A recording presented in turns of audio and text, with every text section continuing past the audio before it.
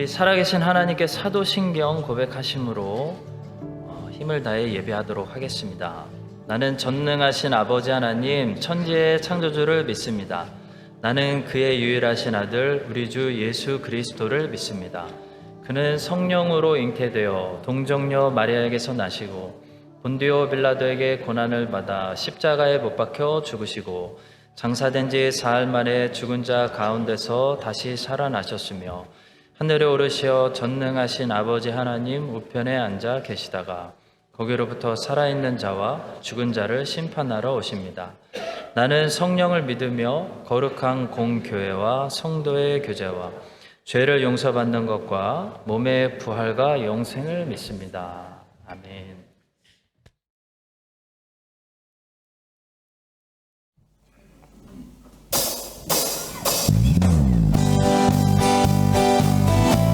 할렐루야. 우리를 부르시는 주님 앞에 기쁨을 함께 예배하며 나아가기를 원합니다. 갈 길을 밝히고 계시니 주 앞에 빨리 나갑시다. 우리를 찾는 그 주 예수 곧 오라. 다시 한번 갈 길을 밝히고 계시니 밝히고 계시니 주 앞에 빨리 나갑시다. 우리를 찾는 그 주 예수 곧 오라 하시네. 죄악 벗은 우리 영혼을 기뻐 뛰며 주를 보겠네. 하늘에 계신 주 예수를 영원히 섬기니.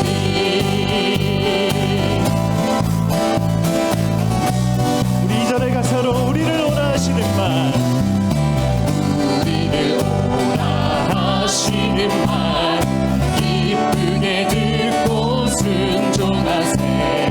그 주를 믿기 지체 말고 속속히 나. 한 번 더 우리를 오라 하시는 말, 우리를 오라 하시는 기쁘게 듣고 순종하세. 그 주를 믿기 지체 말고 속속히 나가세. 죄악 벗은 우리 영혼을 기뻐 뛰며 주를 보겠네. 하늘에 계신 주 예수를 영원히 아멘. 죄악 벗은 우리 영혼을, 죄악 벗은 우리 영혼을 기뻐 뛰며 주를 보겠네. 하늘에 계신 주 예수를 영원히 섬기니. 주 오늘 여기 계시오니 다 와서 주의 말씀 듣세. 듣기도 하며 생각하니 참 들리시로다. 죄악 벗은 우리 영혼을 기뻐 뛰며 주를 보겠네. 하늘에 계신 주 예수를 우리 한 번 더. 죄악 벗은 우리 영혼을, 죄악 벗은 우리 기뻐 뛰며 주를 보겠네.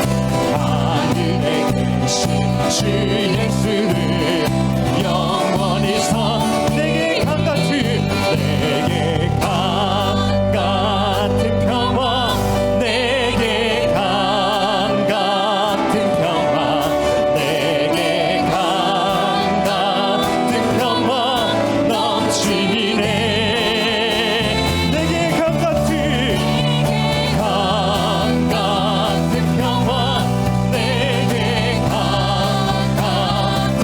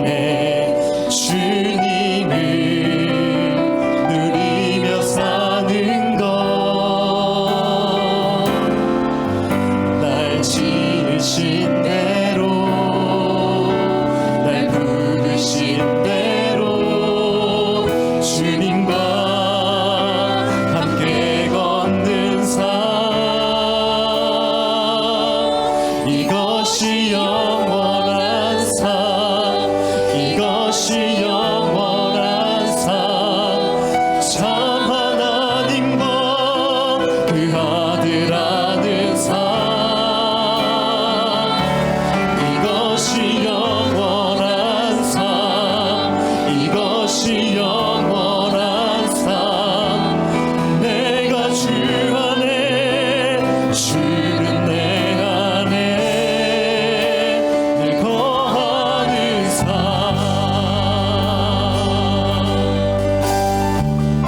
영원한 삶임에 영원한 삶임에 날 초대하시네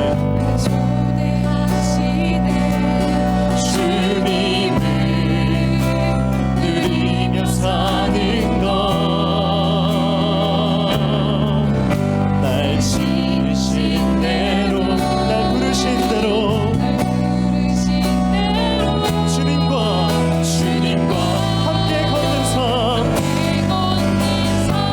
아멘 이것이 영원한 삶 이것이 영원한 삶 이것이 영원한 삶 참 하나님과 그 아들 아는 삶 이것이 영원한 삶 이것이 영원한 삶 내가 주 안에 주는 내 안에 이것이 영원한 삶 이것이 영원한 삶 이것이 영원한 삶 참 하나님과 그 아들 아는 삶 이것이 영원한 삶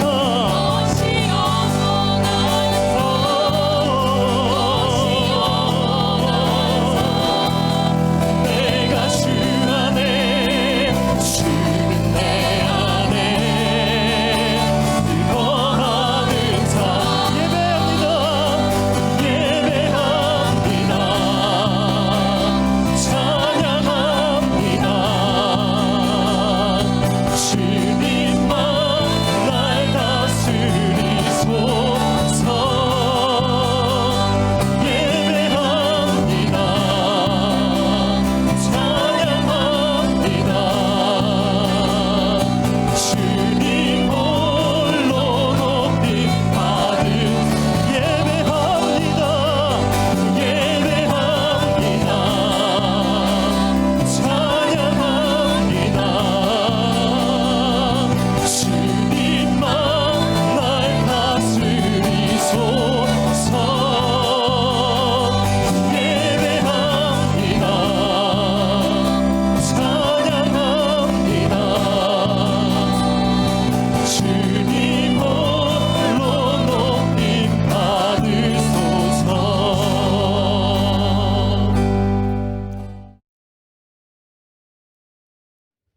자비롭고 참 좋으신 우리 하나님을 찬양합니다. 우리 교회 소식 나누기 전에 좌우 앞뒤 먼저 인사 나누겠습니다. 1부 예배 때 했으니까 2부 예배 때도 좀 하겠습니다. 롯데월드 가면 이렇게 인사하더라고요. 우리 한번 반갑습니다. 반갑습니다. 인사하겠습니다. 네, 반갑습니다.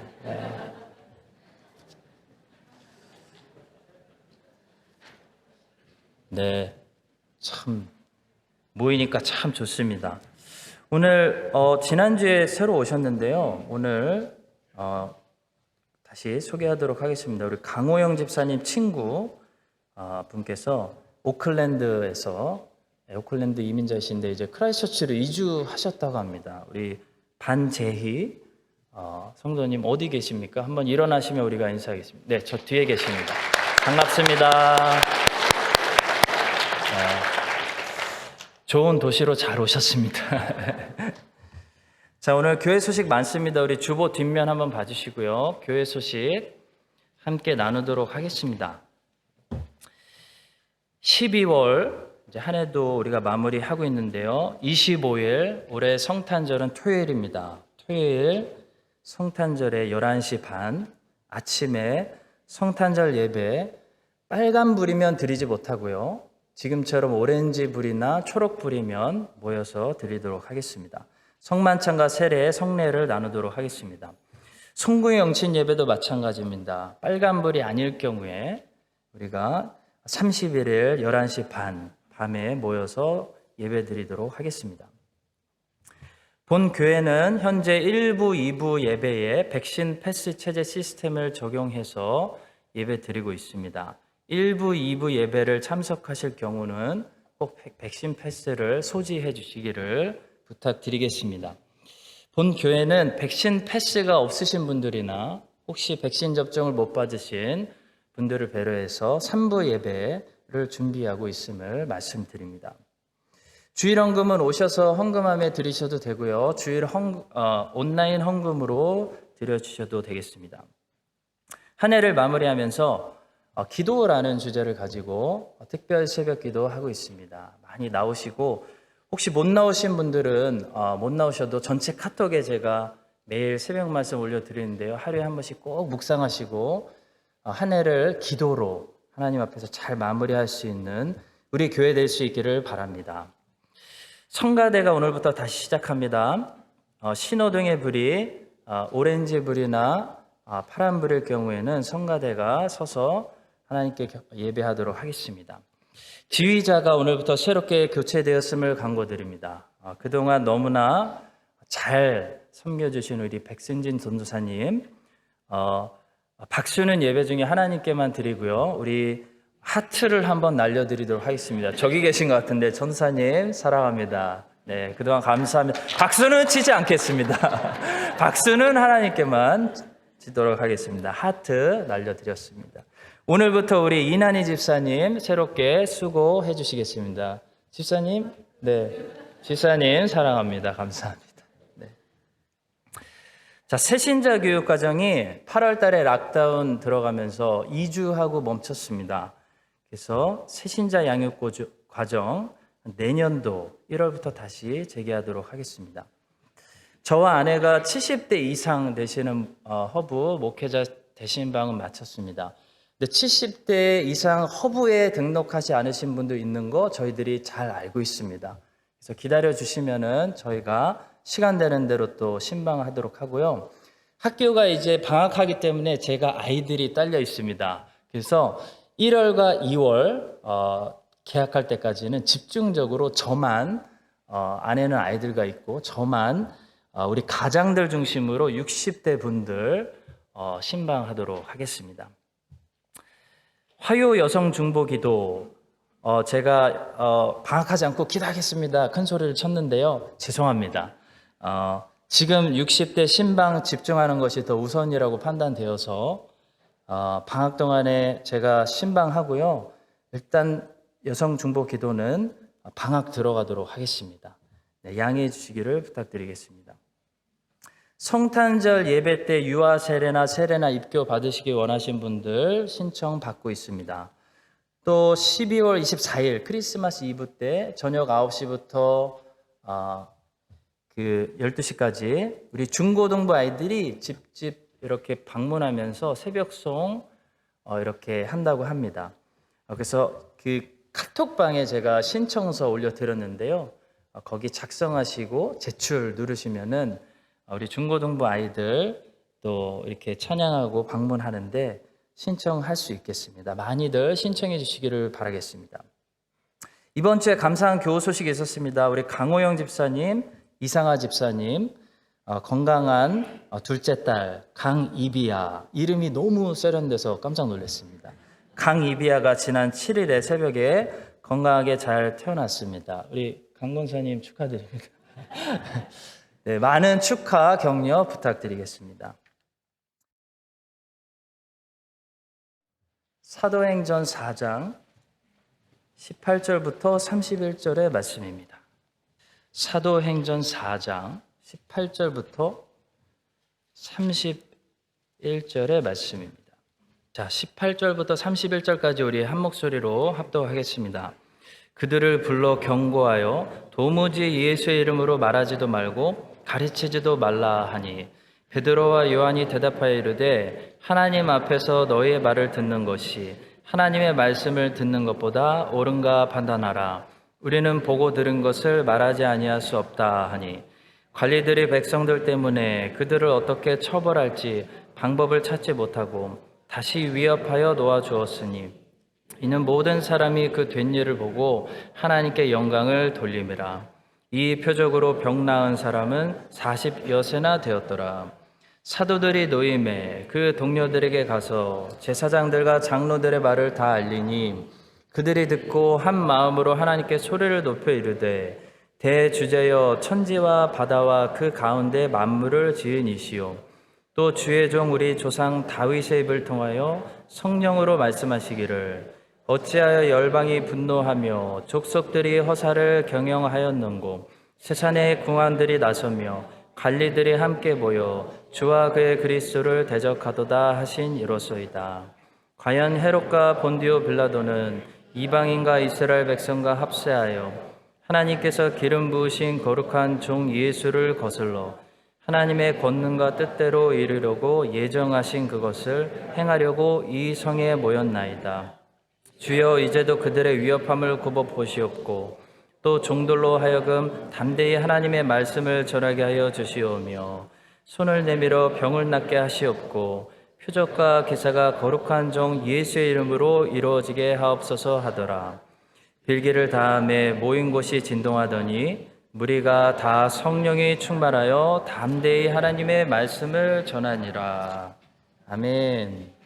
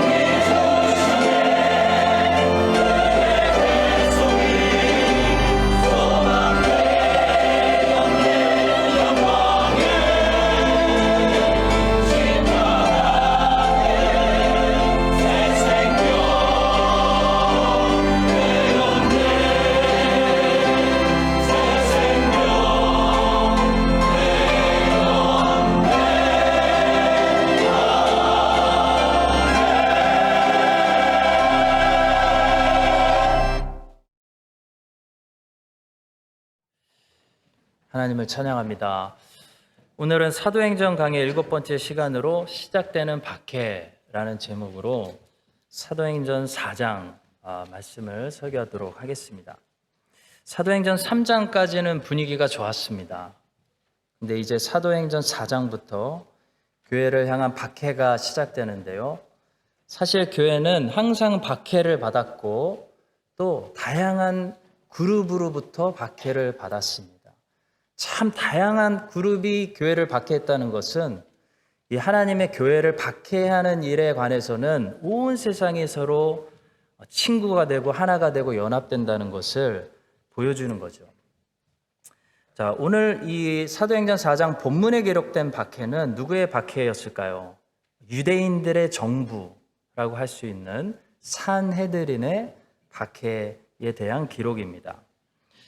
그런데 사도행전 12장으로 가시면 그때는 헤롯 왕의 박해를 볼 수가 있습니다. 15장으로 가시면 유대주의자들의 복음을 변제시키고 교회를 혼란스럽게 하고 있는 것을 보게 됩니다. 사도행전의 범위를 넘어가면 이제 교회 역사로 들어오시면 로마 제국이 AD 64년부터 250년간 10대 기독교 박해라는 것을 가지고 기독교를 박해합니다. 로마 제국의 핍박이 끝났다 싶으니까 이제 중세시대 1000년 동안 로마 카톨릭 교회가 진리를 묻어두고 감춰두고 그 진리를 다시 발견하려는 사람들을 종교 재판하고 화형시키는 그런 박해를 하게 됩니다. 자, 이렇게 하나님의 교회는 늘 미움당하고 공격당하고 박해 가운데 있었습니다. 자, 따라서 우리는 공격당하고 핍박당할 때 예수님의 말씀과 성경이 뭐라고 가르치는지 기억할 필요가 있습니다. 이 코로나 때문에 비행기를 타신 지 다들 오래되셨죠. 근데 비행기를 탈 때마다 항상 그 앞에 우리를 교육하지 않습니까? 비상시에 어떻게 해야 되는지 가르칩니다. 그때 그거를 잘 들으셔야 됩니다. 그때 막 주무시거나 책을 읽으시면 안 되죠. 호루라기 어디 있는지 아세요? 혹시? 구명조끼에? 네, 다 아시네요. 네. 이 불 나오는 거 이런 거 다 아셔야 된다는 겁니다. 구조복을 이 비행기가 비상사태가 터졌는데 구조복을 막 거꾸로 입으시고 산소 마스크 떨어졌는데 산소 마스크 안 된다고 그때 하시면 이제 큰일 날 수 있습니다. 자, 교회도 마찬가지죠. 교회는 항상 핍박 가운데 있었습니다. 그래서 성경은 핍박당하면 이렇게 해야 된다라는 것을 가르치고 있다는 거죠. 그 가르침을 우리가 잘 배우고 훈련을 받고 준비를 해야 교회가 핍박 가운데 들어갔을 때, 핍박 시에 있을 때, 평화 시가 아니라 핍박 시에 있을 때 우리가 어떻게 해야 할지 안다는 것입니다. 자, 성도 여러분, 앞으로 코로나뿐만이 아니라 세상은 어떻게 될지 아무도 모릅니다. 지금 푸틴이 막 전쟁 준비하고 있지 않습니까? 그 형은 자꾸 왜 그런지 모르겠습니다. 열심히 기도해야 되죠. 여기 있다고 우리가 절대로 안전하지 않습니다. 우리가 지금 이글5 안에 들어가는 나라에 살고 있지 않습니까? 그래서 전쟁 나면 여기도 군대 보내고 같이 불 속으로, 전쟁터 속으로 들어가게 되는 거죠. 자, 내년에 어떻게 될지 아무도 모릅니다. 자, 그럴 때일수록 우리는 성경의 가르침을 통해 위기 대처 능력을 키워야 됩니다. 자, 오늘은 핍박 속으로 이제 들어가게 되는 초대교회 모습을 보면서 어떻게 위기를 우리가 대처해야 되는지 두 가지만 말씀드리도록 하겠습니다. 제 설교가 좀 긴 것 같아서 설교의 시간을 좀 줄이고 핵심을 찌르는 그런 노력을 한번 해보도록 하겠습니다. 자, 첫 번째로 핍박 가운데 우리가 기억해야 될 것은 누구를 위한 싸움인지 그것부터 명확해야 한다는 거죠. 핍박 시에 우리가 기억해야 될 것은 누구 때문에 핍박을 받는지, 이게 누구를 위한 싸움인지 알아야 된다는 겁니다. 초대교회는 자기의 인권, 자기의 자유 때문에 싸운 것이 아니라 예수 그리스도의 이름 때문에 핍박을 받았고 예수 그리스도의 이름 지키려고 싸웠습니다. 자, 이것이 먼저 명확해야 된다는 거예요. 자, 사도행전 4장에서 반복해서 등장하는 주제가 있습니다. 바로 예수 그리스도의 이름입니다. 이 이름 때문에 사도들과 산헤드린이 지금 한판 붙고 있는 거죠. 산헤드린이 베드로 마음에 안 들어서 베드로 때문에 싸우고 있는 거 아닙니다. 예수 그리스도의 이름 때문에 싸우고 있다는 거죠. 7절의 말씀입니다. 사도들을 가운데 세우고 묻되 너희가 무슨 권세와 누구의 이름으로 이 일을 행하였느냐. 10절에서 대답합니다.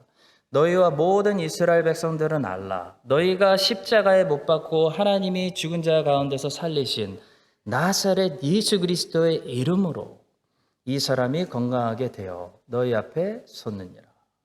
12절 말씀입니다. 다른 이로서는 구원을 받을 수 없나니 천하 사람 중에 구원을 받을 만한 다른 이름을 우리에게 주신 일이 없음이라. 17절입니다. 이것이 민간에 더 퍼지지 못하게 그들을 위협하여 이후에는 이 이름으로 아무에게도 말하지 말게 하자. 18절입니다. 그들을 불러 경고하여 도무지 예수의 이름으로는 말하지도 말고 가르치지도 말라.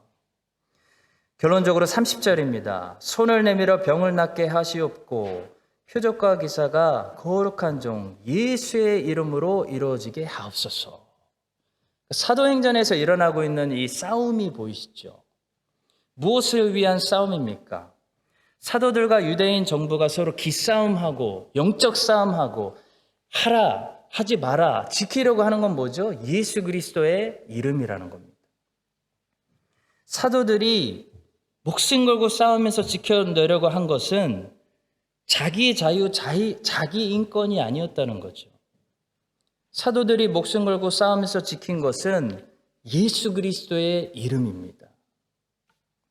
자, 여러분, 기독교가 이 박해 가운데 들어가고 핍박 당하기 시작하면 제일 먼저 우리가 클리어하고 명확해야 되는 것은 우리가 누구 때문에 핍박당하고 무엇 때문에 무엇을 지키고 싸워야 되는지부터 명확해야 된다는 거죠. 사도들은 예수 그리스도의 이름 때문에 핍박당하고 싸웠습니다. 자, 그런데 오늘날 이 정부가 잘 못한다고 많은 사람들이 이제 데모하고 반발하는데요. 그런데 우리 믿는 사람들은 뭘 알아야 되냐면 믿는 사람들은 데모를 할 때 하더라도 자기 인권, 자기 자유, 자기 건강 때문에 데모하고 싸우는 사람들이 돼서는 안 된다는 것입니다. 믿는 사람들은 그리스도의 말씀과 그리스도의 이름 때문에 싸워야 하는 사람들이죠. 뉴질랜드 정부가 동성애를 합법화시키는 법을 통과시킬 때는 아무도 싸우지 않더니 자기 건강 걱정돼서 자기 인권, 자기 자유 침해당한다고 정부와 싸우고 데모하는 것은 성경의 가르침에서 어긋난다는 겁니다. 자, 자기 건강은 그렇게 사랑하고 자기 자유와 인권이 침해당할 때는 막 경찰과 싸우는 사람들이 과연 그리스도의 이름이 이 땅에서 모욕을 당할 때, 그리스도의 말씀이 이 땅에서 완전히 무시당할 때 싸웠냐는 거죠. 싸울 수 있냐는 겁니다. 다윗은 자기를 욕하고 자기를 비판하는 형들하고 싸우지 않았습니다. 다윗은 골리앗과 싸울 생각을 했습니다. 다윗이 골리앗과 왜 싸우려고 했을까요? 한 가지 이유 때문입니다. 골리앗이 하나님 욕했기 때문입니다. 여러분, 골리앗이 만약 하나님을 욕하지 않고 다윗 욕했다면 다윗이 싸웠을까요? 아우, 다윗 저 꼬맹이, 다윗 막 놀리고 욕했다면 다윗이 싸웠을 것 같습니까? 제 생각에 다윗은 안 싸웠을 것 같습니다. 다윗의 적은 자기를 욕하는 사람들이 아니라 하나님 멸시하는 사람들, 하나님 욕하는 사람들이었다는 거죠. 다윗 앞에서 다윗 욕하면 다윗은 아마도 용서하고 평화를 지키고 그냥 넘어갈 사람입니다. 근데 다윗이 듣는 다윗의 귀 앞에서 누군가가 하나님 욕하고 하나님의 이름을 모욕하면 다윗은 목숨 걸고 그 사람과 싸운다는 거죠. 사무엘상 17장 45절의 말씀입니다. 다윗이 블레셋 사람에게 이르되 너는 칼과 창과 단창으로 내게 나아오거니와 나는 만군의 여호와의 이름 곧 네가 모욕하는 이스라엘 군대 하나님의 이름으로 내게 나아가노라. 나는 하나님의 이름 때문에 너랑 싸운다. 이런 말씀이죠. 자, 오늘 본문으로 돌아가시면 사도들도 그랬습니다. 이 사도들이 지금 자기 인권 침해당해서 자기 건강 걱정돼서 유대인 정부와 싸우고 있는 것이 아닙니다. 사도들은 예수 그리스도의 말씀, 예수님이 그들에게 전하라고 주신 그 복음, 그거 지키기 위해서 예수님의 이름 때문에 유대인 정부와 싸웠다는 거죠. 성도 여러분, 성경은 하나님께서 이 세상을 심판하시고 또 공의로 다스리시기 위해서 모든 권세들을 하나님이 세우시고 그들을 통해 다스린다고 말씀하고 있습니다.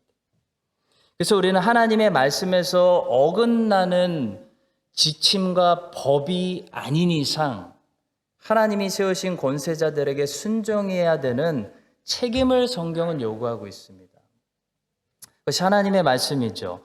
로마서 13장, 골로새서 3장, 베드로전서 2장에서 명령하고 있습니다. 한번 볼까요? 로마서 13장 1절과 2절 말씀입니다. 각 사람은 위에 있는 권세들에게 복종하라.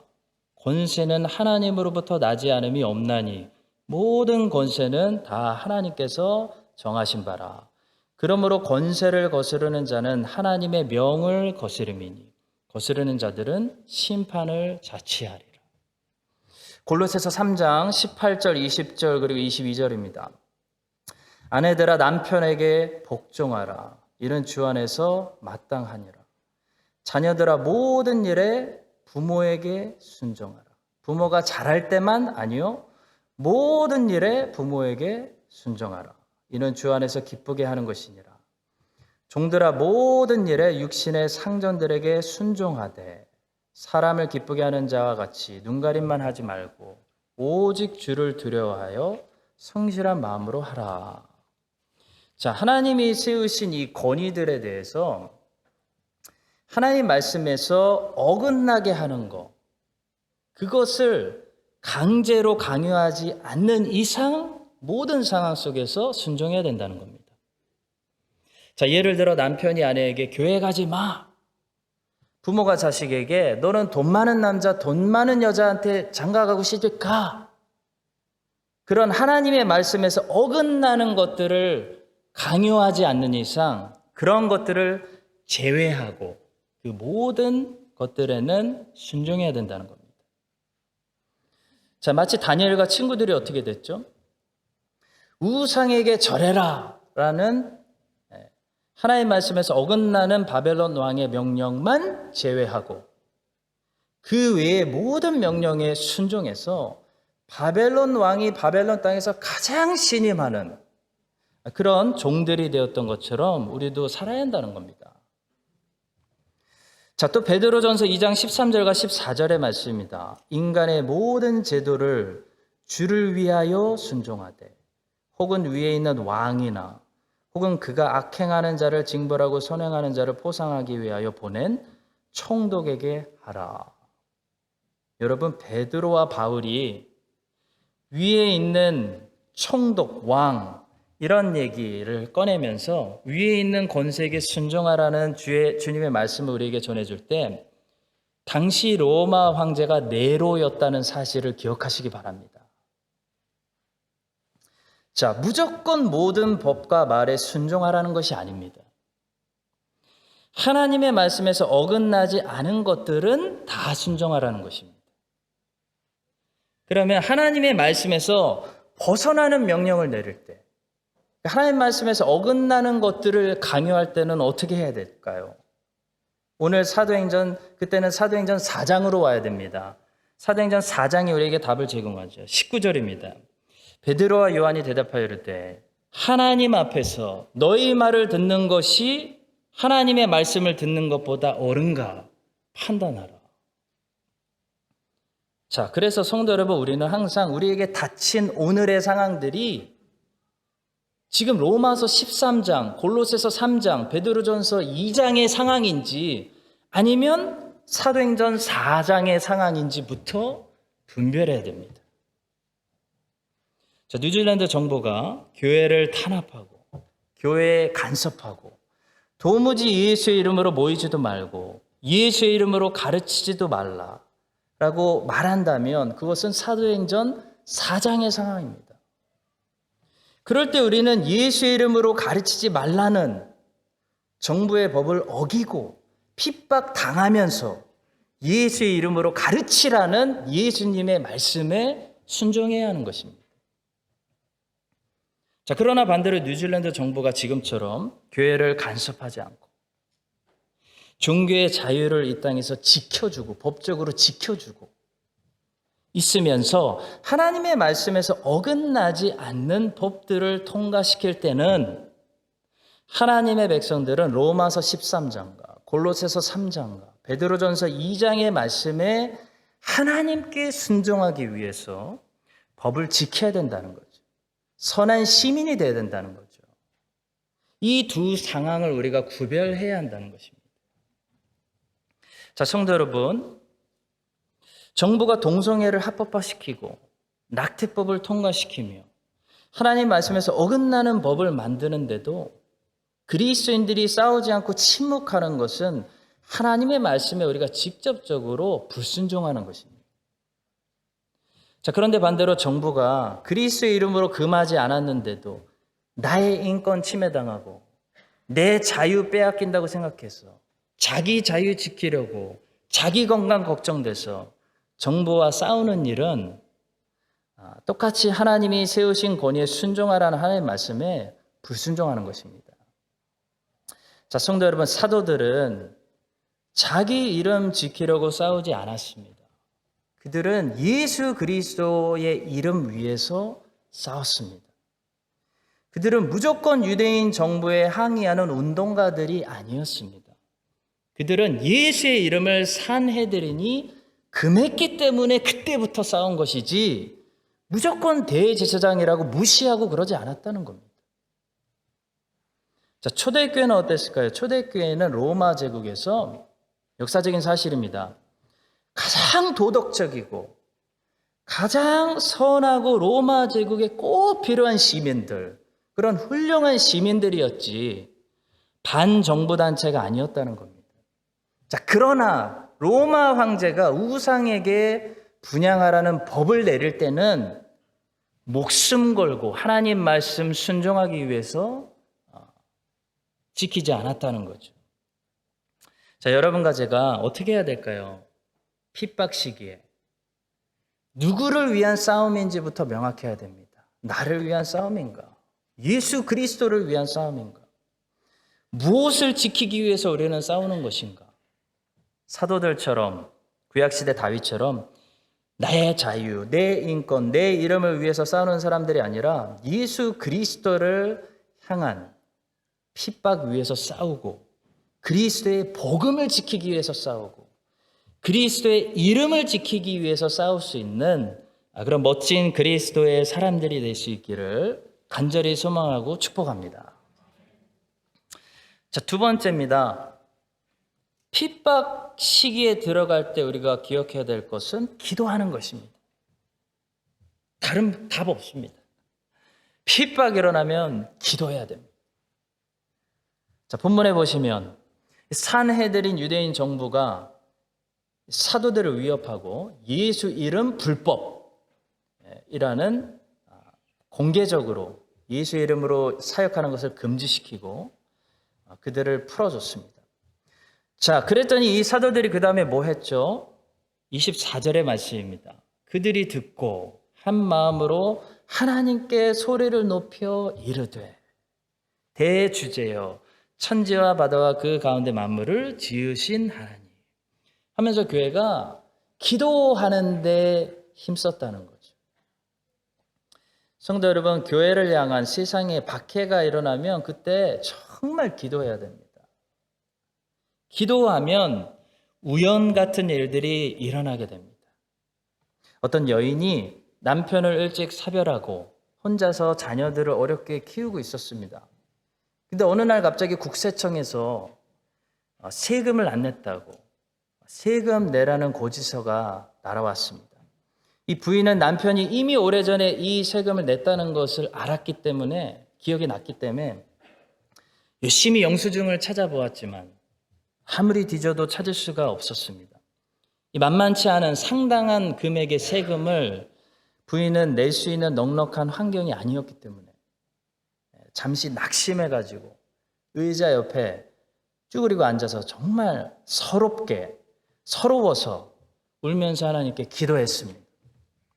자, 그런데 갑자기 열린 창문으로 나비 한 마리가 들어오더니 이 가구 틈새로 나비가 들어가 버립니다. 부인은 그 나비를 꺼내려고 가구로 옮겼는데 그 가구로 옮기는 순간 그 가구 뒤에서 그렇게 찾던 영수증을 발견했습니다. 여러분, 얼마나 우연 같은 이야기인가요?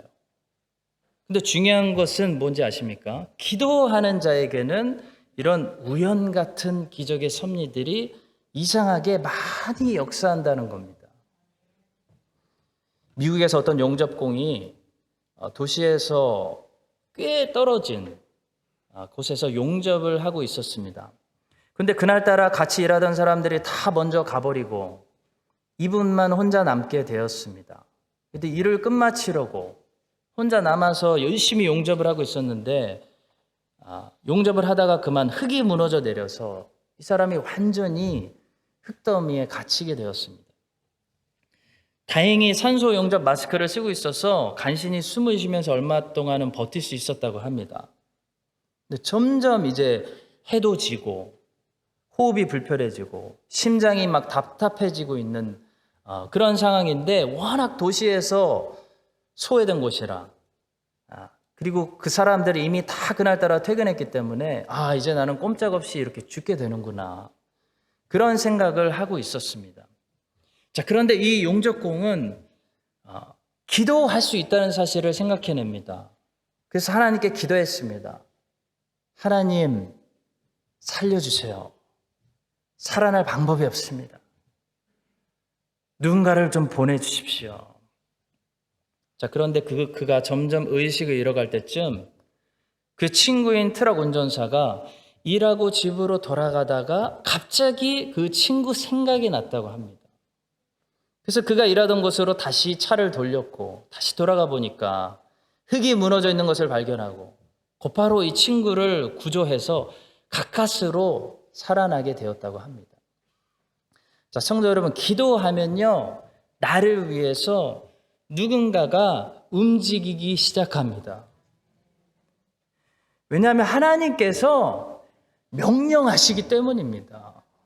우리 기도하면요, 갑자기 나를 도와주는 사람들이 움직이기 시작한다고요. 왜냐하면 하나님이 하나님 자녀들의 기도를 반드시 들으시고 명령하시기 때문입니다. 네가 도와라. 성도 여러분, 기도하면 정말 우연 같지만 이런 우연 같은 일들이 기도하는 자들에게는 많이 일어나게 됩니다. 왜냐하면 하나님께서 살아계시기 때문에, 하나님께서 자녀들의 기도를 들으시기 때문에, 모든 피조물에게 응답하시고 명령하시기 때문이죠. 에스더라는 성경이 있죠. 에스더라는 성경은 좀 특이한 성경입니다. 에스더에는 하나님의 이름이 한 번도 언급되지 않습니다.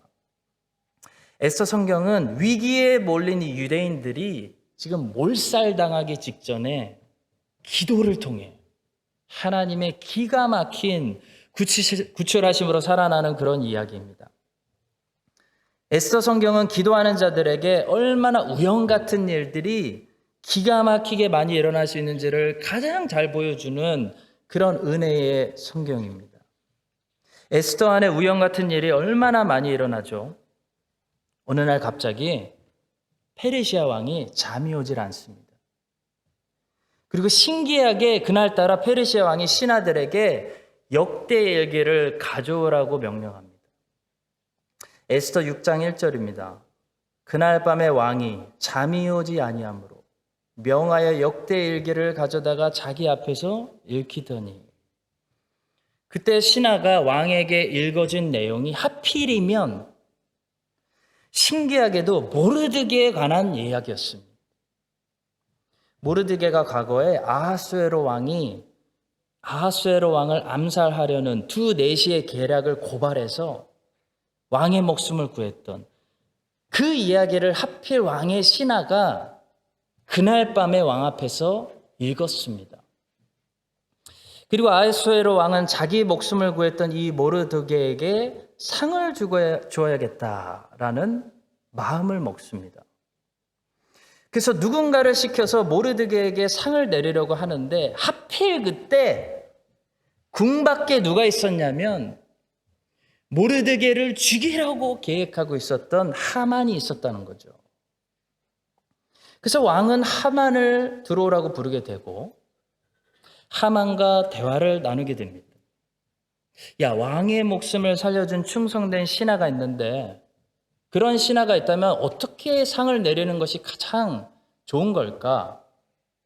자, 그때 하만은 자기 얘기를 하는 줄 알고 이렇게 상을 내리소서 왕에게 말합니다. 자, 근데 나중에 알고 보니까 왕은 모르드게에게 상을 내리기 위해서 하만에게 질문했던 거죠. 그래서 결국 하만을 시켜서 야, 하만 네가 가서 모르드게에게 네가 말한 대로 상을 내려라 라는 명령을 내리게 됩니다. 하만은 죽을 지경이죠. 하만은 지금 모르드게 죽이려고 안달이 난 사람인데 자기가 모르드게에게 상을 주게 생겼으니까 너무나 약이 올랐습니다. 자, 하만이 얼마나 화가 났을까요? 그때 하만이 이성을 완전히 잃어가지고 계속 그때부터 잘못 판단해서 밀어붙이다가 결국 하만은 멸망의 길로 가게 됩니다. 성도 여러분, 이 모든 것이 우연일까요? 우연이라고 하기에는 너무나 기가 막히지 않습니까? 성도 여러분, 기도하면 하나님이 일하기 시작합니다. 하나님이 어떤 사람에게 생각도 넣어주시고 마음도 열어주시고 하나님이 일하기 시작하면요, 이 모든 상황들이 움직이고 바뀌기 시작합니다. 하나님의 사랑하시는 자녀들에게 유리한 길로 바뀝니다. 하나님의 자녀들에게 유리한 길, 그들을 지키는 길, 그들을 위기로부터 구원하는 길로 이 모든 상황들이 협력하여 선을 이루기 시작한다는 거죠. 왜 그렇죠? 하나님이 모든 피조물들에게 명령하시기 때문입니다. 사도들이 산헤드린의 위협을 받고 와서 교회에게 사실을 알리고 함께 모여서 기도했더니 모인 곳이 진동하고 무리가 다 성령 충만하여 담대히 하나님의 말씀을 전하는 그런 역사가 일어났다. 사도행전이 우리에게 말씀하고 있습니다. 사랑하는 성도 여러분, 오늘 본문 사도행전 4장 이 전체를 보시면 앞에 핍박이 있었고 중간에 기도가 있었고 끝에 성령 충만, 말씀 충만하는 역사가 있었습니다. 자, 박해가 있었지만 기도했더니 역전됐다, 승리했다라는 거죠.